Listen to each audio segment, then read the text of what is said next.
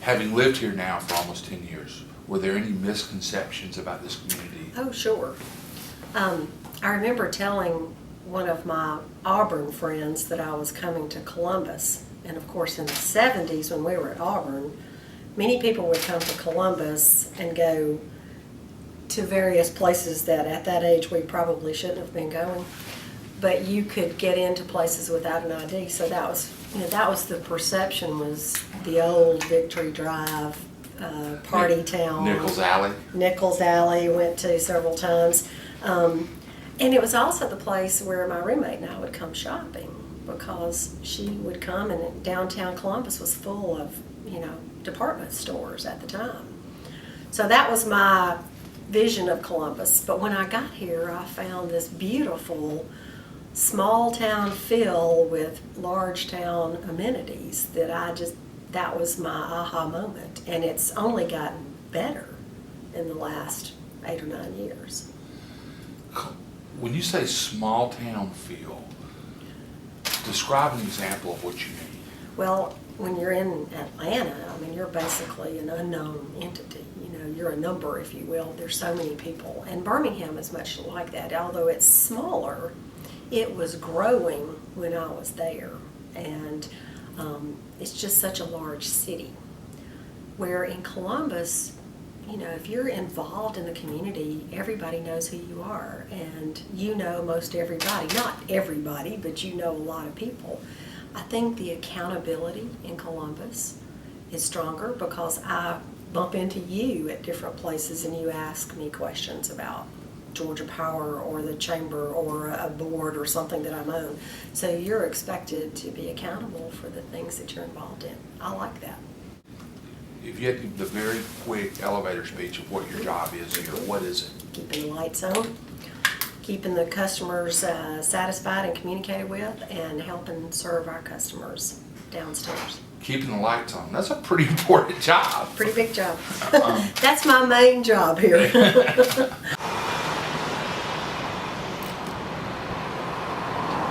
We're trying to help our customers with our outage communication tools that are on the system, as well as our customer support tools that are now online. We're trying to be a little bit more proactive, helping our customers be energy efficient, figure out ways to monitor their power usage. There are tools that you can go out there and see just how much you've spent every day. So if you have a house full of grandkids on the weekend, you can see your power bill spike up because you've got a company and you're cooking or whatever it is that you're doing that you don't normally do. You can tell what drove those expenses. So, and y'all are publicizing that? We are.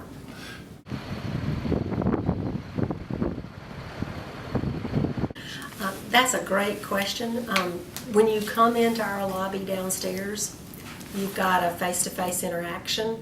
When you're going online, you don't have that. And so one of those transition things we're going through right now is how do we maintain that personal relationship in an online interaction. So we're working on that right now.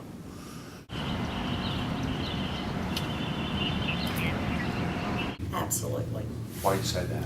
I believe they are, because it is an opportunity for us to bring interested players together under an umbrella of a very action-oriented organization that can help drive change, drive things that need to be driven. For example, when we were looking at the possible movement of the third ID back in last summer, it was the chamber that put together the initiative and the efforts to drive the decision makers to understand why we wanted that unit to stay here. It had been a huge economic development tool for us. The economic impact was large for the community had it gone away. But the other part of that is a lot of public-private partnerships had taken place to bring the base realignment and closure efforts to fruition. So we had spent like $6 billion in the community. It just didn't seem to make any sense to take a whole unit out from Benning and move it somewhere else when there are new buildings, there are new roads, there's new cafeterias and dining halls, there's new dormitories and everything like that at Benning. So we set forth to help those decision makers understand we had truly prepared not just the federal side of things, the federal funding, but we had also prepared as a community to build schools, to grow infrastructure, apartment complexes, housing, things of that nature, because we wanted the soldiers to come here.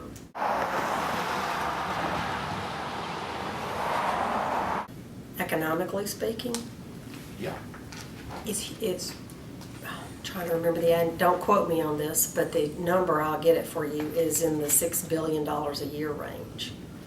For economic, that's salaries, contracts, plus sales. That's a number. That's a big number. That's a huge number. I'll verify that for you. What else It's is, customers. It's customers for you. It's customers for me. It's customers for our retail businesses. You think about the restaurants that are in town. When I first got here, we did not have a lot of restaurants to choose from. Look around, they're everywhere. And our part of our community is our soldiers and their customers. They're school teachers. They're Little League coaches. They're Sunday school teachers. And not only that, they stay in the community and become active in the community. They war, but they got them out.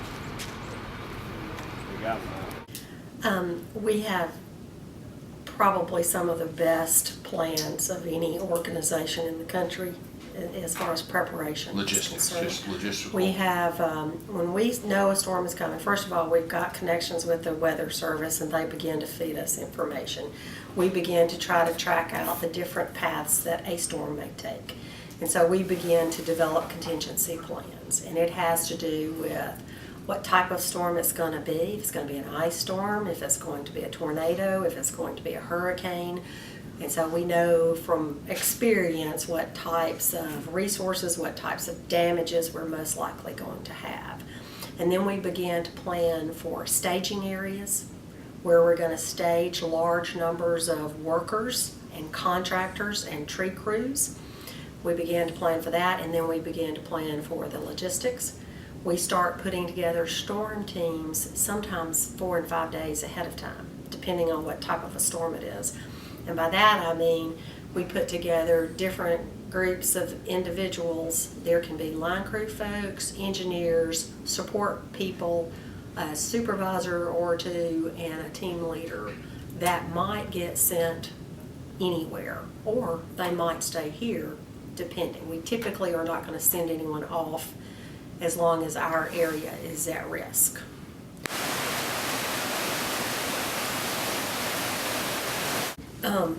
Probably I will say 2 primary roles we had. First of all, one of our goals was to maintain the viability of the hydroelectric dams that are upstream from the course itself, because they are generating power. How many dams is it?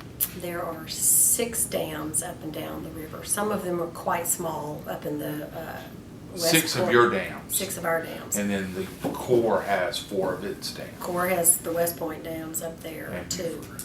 And Beaufort, yeah. So, and I'm talking in the what we call the Middle Chattahoochee system. Yeah. There are 6 dams right in there. And so whatever comes from West Point is coming on down the river. So we have to use that capability to generate electricity to support our customers' needs. So we had to maintain the viability of that operational side of the business. Okay, so we could not put that at risk. But by the same token, we wanted to also help with the development and the implementation of the Whitewater course itself, because it's driving economic development up and down the river. So we were trying to balance both of those roles. Was that a tricky balance at It that? was, from time to time. It really was. But we stayed in constant communications with Uptown Columbus, the City of Columbus, the Bradley Company, all of our environmental team, our hydro generation team, our external team, our legal team. We were all working together. There were a lot of meetings where we talked about different things. the engineers that were involved on the Whitewater project team came to our dams. They toured our dams. We tried to explain to them how everything worked. We needed the tail race held up, and City Mills acted as that for a long, long time. So to remove that dam, we had to build a weir north of City Mills to hold the tail race back. So we did that, and that was our contribution to the Whitewater project, if you will. Access to land, access to the put-ins, those types of things were part of some of the roles that we played. But yes, I mean, because from time to time we may not have been all on the same page, but we worked it out. And so I think together, this was probably one of the most involved efforts that I've ever been a part of that had so many different entities at play. I mean, we have to meet our FERC license at that dam every day. Are you surprised it got done? No, I'm not surprised. I'm surprised it took us less time than I thought it would. So, and then of course you've got the waterworks. I mean, you know, we play into their capabilities as well. So they were a part of this as well. I left them out, but there were a lot of players involved.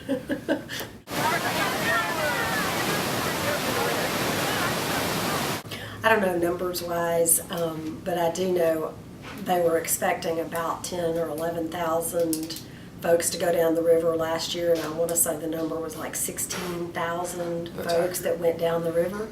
I mean, that in itself means these people are coming to town.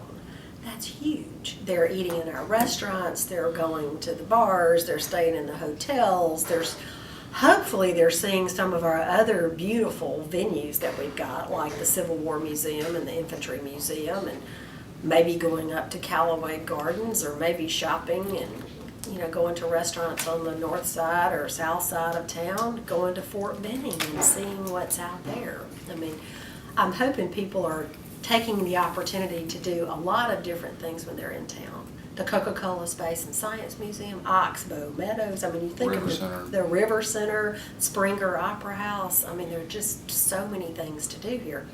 That's what I meant when I said the best small town with huge amenities.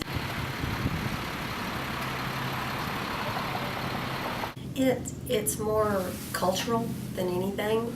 If you go back to our roots when we were originally formed, Southern Company was originally formed to revitalize the South after the Civil War.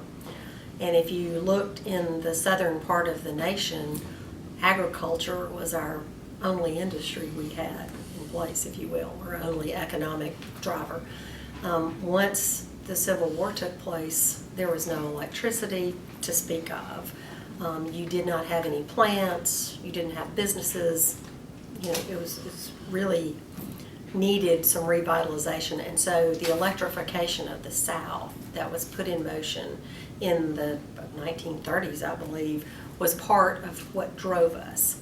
What became real apparent is, how do you grow your business? And economic development obviously is a huge aspect of our business. But the other part is being a community partner in helping the economy, the community, be a part of those decisions so that we grow the whole community. Do we benefit from that? Yes, but the entire community benefits from that.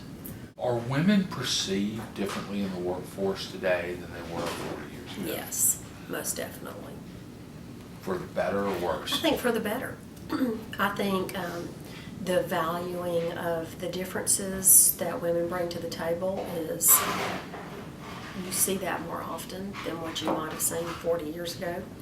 I also think that there are strengths that women bring to the table. The way they listen, the way they interact. As a female myself, I have a lot of intuitive skills that I can't put it down on paper, step 1, step 2, step 3. It's more of a gut feeling, and I rely on that gut feeling too, in addition to the business case. So I think it's a balance of saying, if I were to define a business case here for a decision, I can business case it. But over here, I also check my gut to make sure I feel like it's right. So you'll go with your guys? I will go with my